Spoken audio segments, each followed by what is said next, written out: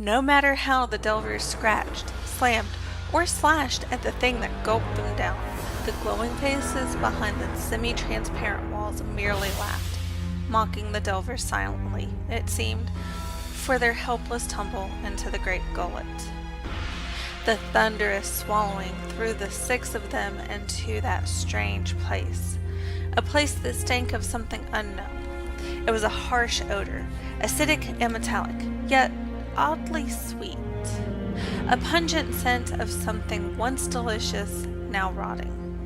Like pillars lining a grand hallway, ridges of white material like bone lined the walls at regular intervals. Between these, the crimson walls stretched and strained rhythmically with an unpleasant rippling sound. Above, crisscrossing bridges arched, woven of pulsating, straining cords like tendons. Everything appeared to be in motion, ever so slightly, making it seem as though something always lurked at the corner of the eye.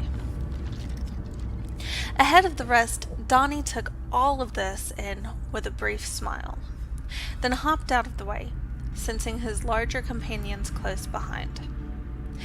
Unless he missed his guess, the big frost giant woman would be next, eager to prove her bravery. She might be a good one to have along when he finally discovered his treasure. She looked as though she could carry a mountain of gold. This time, he hoped most of the Delvers were prepared for the sudden disorientation of being expelled into another room. The circular exit from the infinite stair should allow them to tumble, roll, and come to a stand on this small platform of smooth, pale material that overlooked the airy hall. That is, if they were as nimble as a Lucropan. He wanted to see how they handled it. Just as Donnie had expected, the first one through was the big Jotnar woman, struggling to maintain her balance as she was shot out of the room. She stumbled in with a crash, then picked herself up and came to stand next to Lucropan, looming over him as she peered into the murky hallway, while straining her nose into Mr. Well, that's quite a sight, she grunted thoughtfully, and glanced at the ancient runes that were carved around the porous edge of the platform. As she translated the words in her mind, she could hear others arriving behind her, from Yorvald's heavy thud to Hiddick's nimble patter. What do you think we'll find in this place, this great gullet, my little Donnie? The Lucropan turned, then reached up and patted her knee, hoping for treasure or a clue to it, my big, He scratched the side of his face for a moment, then lit up with a new smile. I don't know your name. The big woman glanced nervously back to where the others were getting their bearings, then muttered, That's no accident. I didn't want Yorvald to hear my true name. He might not react well. But you may call me Foggia. Donnie laughed aloud, then stifled himself with both long-fingered hands as he attracted the attention of the others. All right, my big Foggia. Now, let's really get moving. See that bridge just below us? That continues into the corner. I'm pretty sure I could jump onto that, and from there, as if struck by another thought, he looked up at her and added, Does Foggia mean something in the common tongue? Like lumbering loudmouth? I heard you coming up the valley outside from miles away. The frost giant rolled on. No, but when it comes to being a loudmouth, I think you've got that perfectly. Right. Are we all here? Said Hiddick, counting the Delvers off as he rearranged his turn. Though the steps had sheathed into whiskey, his irritation with something or someone could be seen in the twitching of his tail. Zedric, Sacrifisto. Good. Now he Now can we at least try to stay together as a group and proceed in an orderly manner? Hovering just above the floor, the Banshee sacrificed began to agree with Hidden, but was interrupted as a loud snap came from below them, shaking the platform.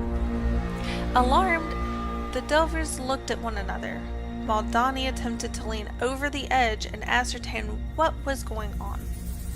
Foggia grabbed onto the back of his shirt to steady the Lucropan, but he was already backing away in alarm. While the Delvers had been collecting themselves on the platform, the denizens of the Great Gullet had not been idle, scurrying, crawling, or pulling themselves to the base of the twisted tendon pillar that held the platform in place. They had begun chewing, their disjointed mouths open wide. There was something wrong with their faces as well. As he reeled back onto the shaking platform, it was all Donnie could do to yell, "Their faces! They've grown our faces! Brace yourself!" Before another loud snap screamed across the Great Gullet. The platform they stood on shuddered and twisted and dropped. It was a sickening fall, made more so as the platform bounced on the spongy floor of the Great Gullet. Scattering, they tumbled or rolled into the vault, now standing on perforated surface, red and rippling like walls. Along with everything else in this place, shifted and moved like a living thing. Even as he was tossed into the air, it snarled and lashed out, making a thickly tinted abomination violently backward. He needed some space to slip into hiding. Cedric kept his feet, calling up a burst of fire to rip apart the abomination that rose up before him. Then he hesitated. He saw himself.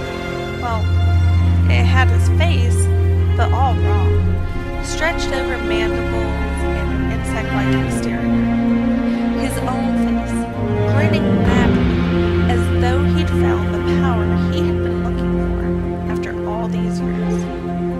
His feet, unconsciously finding the best purchase for combat from decades of training, slowed their pace. Though it was attached to a thing of horror, he found his resolve to destroy his own face weakening, caught as it was in a joyous expression of satisfaction.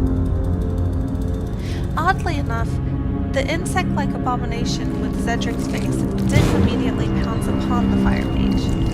Even as his steps slowed with a deadly lethargy, it didn't snap its mandibles shut around him. It didn't try to devour his flesh and bones.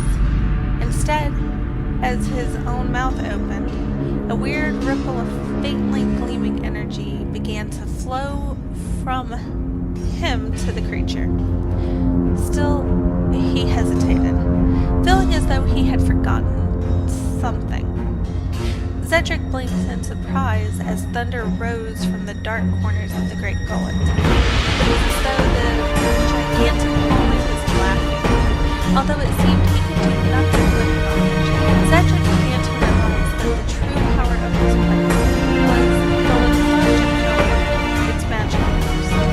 A sense of complacency that kept up the feet, through the legs, and into the back. Cedric quickly glanced around and noticed that heads were already nodding on Donnie and the stone-studded burger Yorville, while even the massive Foggia shaking herself to try and recover. For some reason, though, he wanted to help them. He couldn't quite remember why he should bother. What did any of this have to do with him? There had been something that he dreamed of having, but what was it? The Dream Eater had taken it, for the Great Gullet was hungry. As the strange thunder rolled over them, everything began to feel more Sacrifisto took up position behind the others, shaking his head to clear it. It was as though everything was out of focus. The Banshee healer rushed to Cedric and called up some power, trying to cure the fire mage of this deadly effect that slowed him and left him open to the hungry abomination. Meanwhile, Yorbold struck forward, cutting a wriggling abomination in half before it could hope to pierce him with its many long stingers. Spraying ichor from his axe, the Verger whirled, stepping from the wreckage of the tendon pillar onto the spongy red surface of the hallway floor. He was ready for the next one, an otherworldly, twisted thing that wore his face, as though a poor crafter had half finished his likeness in flesh. Yorvold turned so that the abomination's claws would bounce off his stone studs. He hefted his gleaming axe as the claws stretched, ready to cut this monster that wore a mockery in his face. And then, suddenly, his thoughts stopped making sense. It started with the Verger's feet, spread up his stone-studded legs. Fear, washing over him like a freezing ocean.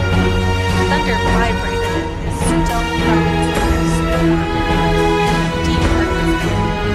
There had never been anything like this in his life before. An empty place where his courage shone.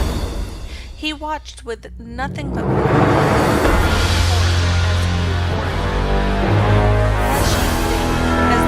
fleshy thing grinned at him, almost choking on the flood of energy that poured like ephemeral gas from the shallow scratches that missed his stone wounds and hit his skin.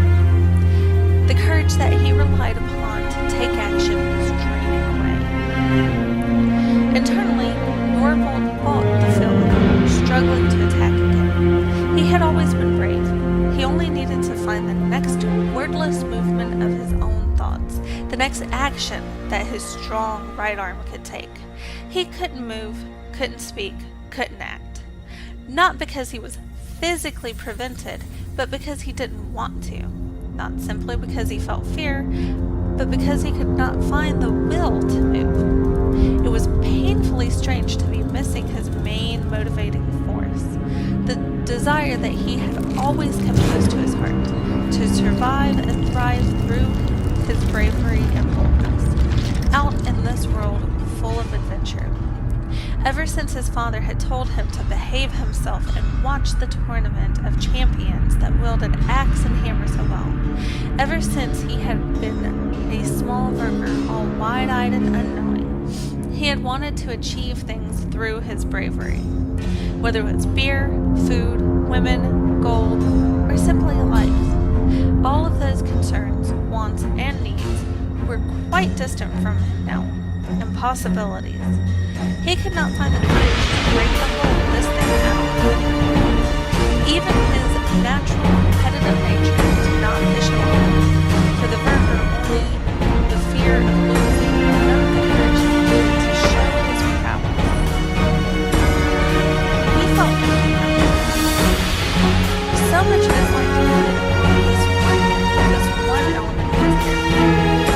He could do nothing, even as the defendant wearing his the courage eater would not let go. The great gullet was devouring him. At the same moment, Sacrifisto completed the flickering magic of Cedric from the curse of this place. Snapping away, the flame warden ripped the thing that faced him in twain with a gout of fire that blazed as hot as his said finger. The halves toppled to the ground, leaking the dreams that the creature had pulled from him. But Cedric had no time to look at the disconcerting images the energy was forming. He had remembered his dreams of power and muttered a quick thanks to Sacrifisto as he stepped back. Cedric had a new idea, a thought lighting up inside him.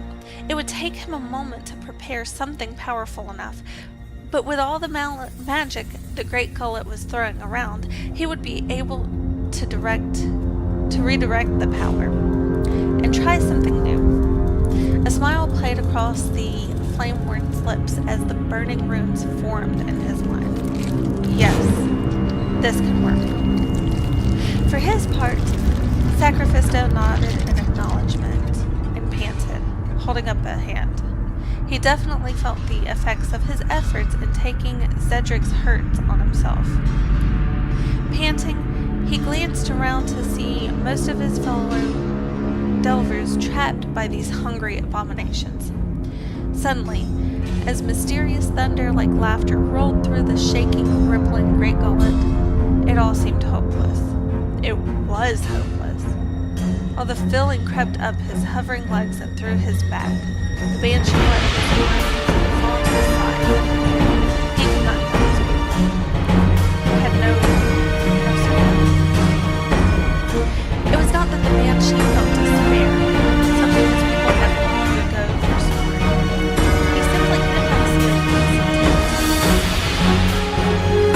They had been caught too early and too late. There was nothing left. Inside his mind was an empty space. Pointless to continue struggling against a trap sprung so well. Shaking his head sadly, Sacrifisto turned right into his own face, grinning madly back, though surrounded by a halo of wriggling eye stalks. A current of shimmering energy was flowing straight from the wound in his back into the mouth of the thing that wore his face. For a moment, he struggled to reach out and fight back against this thing, but then, with a kind of half shrug, he stopped. When he had no hope of beating it, he wondered why he should bother.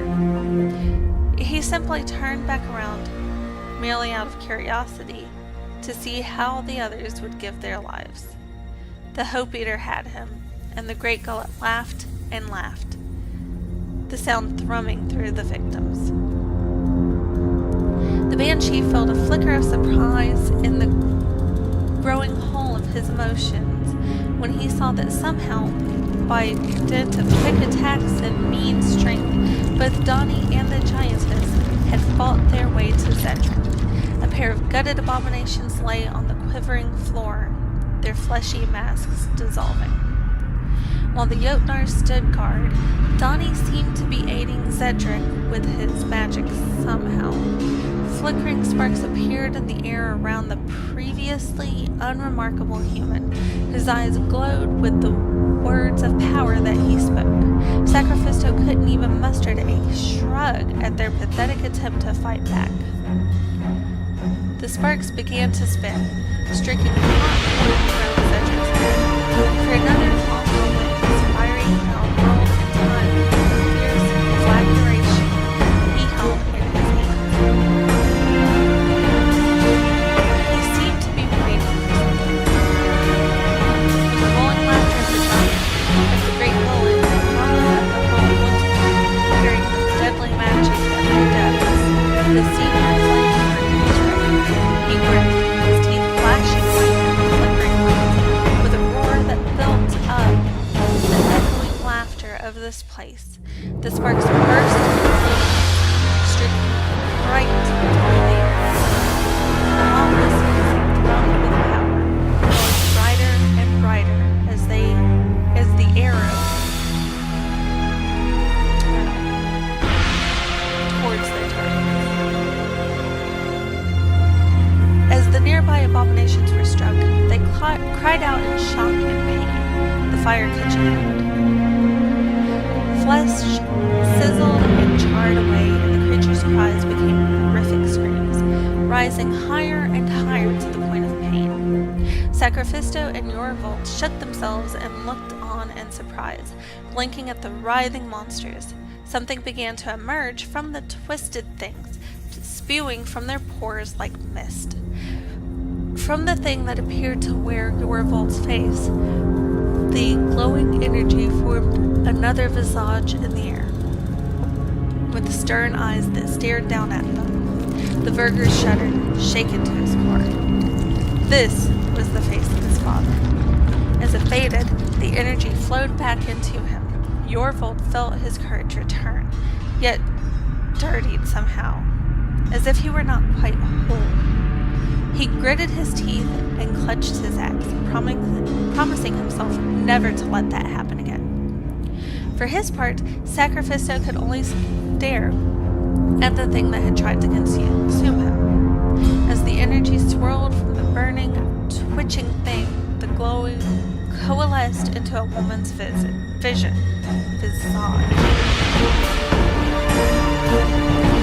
looked away as she stared at him, the shimmering mist pulling back to the banshee.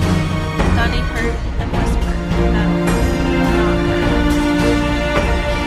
The fires burned hotter and hotter, feeding off the depths of magic that Cedric released. The flickering energies released by the abominations, death, and baby smoke, the cinders of Ha! Well done, her appreciation, and slapped Cedric on the shoulder, nearly knocking him prone. These things are done for, and the way is clear. Now where did that short fur go? Sacrifisto cleared his throat. I don't know, but we need to move quickly. There are more coming. He glanced upward, and the others followed his gaze to see long tentacles emerging from high on the wall where the platform had been. Sacks of straining organic material rose, pulling away from ill-formed heads and creating new masks that looked like the Delvers. It's only a question of which direction. Down the hallway? Kicking at the smoldering ash pile, which was all that remained of the thing that had nearly devoured him, Yorvold started to mutter something about how he'd been about to break out of it, then added, "Come on then, down we go, along." What did those runes say at the entrance? Down the great gullet we go? With that, he turned and began to hustle away, closely followed by the other Delvers. However, as they crossed into a deeper section of this place, Donnie's voice rang out. "Wait! Look!" Heads turned in the Lucropan's direction. Donnie's eyes were as round as coins, wide and staring in shock and delight. The gold, the silver. Ha ha! I'm going to be rich. Come on, before they get away. And off he ran, bounding easily over some sharp white spines that clustered near the path. "Hang on a moment, Donnie," Fogia called after him, but the little man hurled himself into a shadowy doorway. Before anyone could follow, the archway folded in on itself and disappeared. Breath of the ice tree. What's going on here? Cedric growled, his voice still hoarse from smoking the burning heart of the calendar. Last day. Losing members of this group. No time sacrifice for the Banshee glanced by and staggered the horde of abominations, re-rolling on the walls, floor, and roof of the great gullet.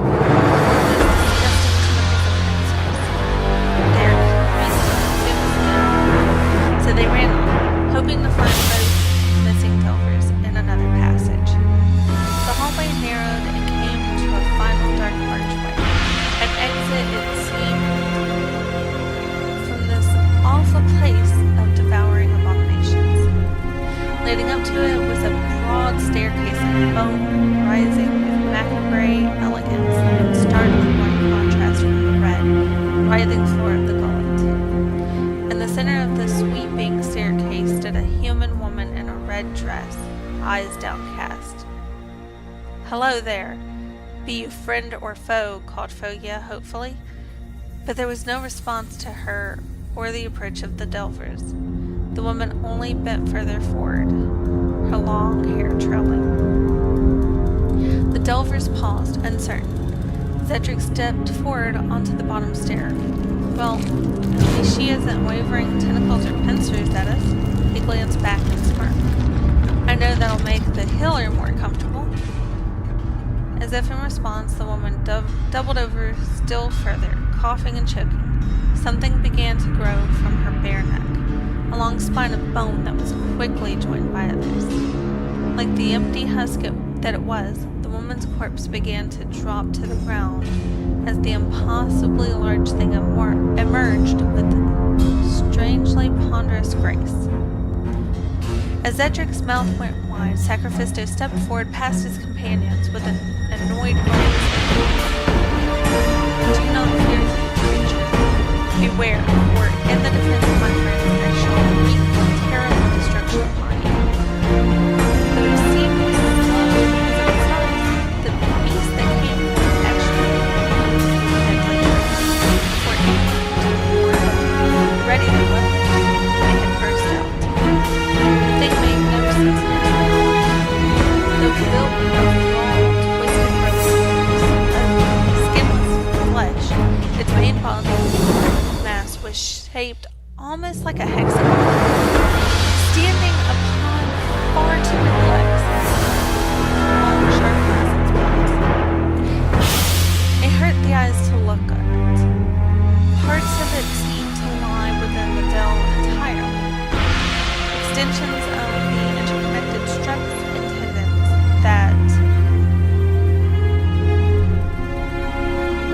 that hummed with uncomfortable life. It was simply incomprehensible, except in the only way that anything here was comprehensible, as a living embodiment of horror. As it walked or hustled up the stairs to block the archway, it rocked from side to side, almost bounding on its own awkward corners. Though it had no face or even a recognizable front, it thrust what must have been its maw forward, showing jagged bones that passed for teeth. Sacrifisto watched, eyes wide with horror, as the repulsive thing hoisted itself upward, dribbling unnameable fluid onto the pristine white steps. The noise it made when it spoke was awful, a grinding, wet growl, barely within the threshold of hearing. No, you won't, Sacrifisto. I know you. I am, after all, alive. Unseen by all in the shadows to the sides of the stairs, Hiddick sighed silently. He groped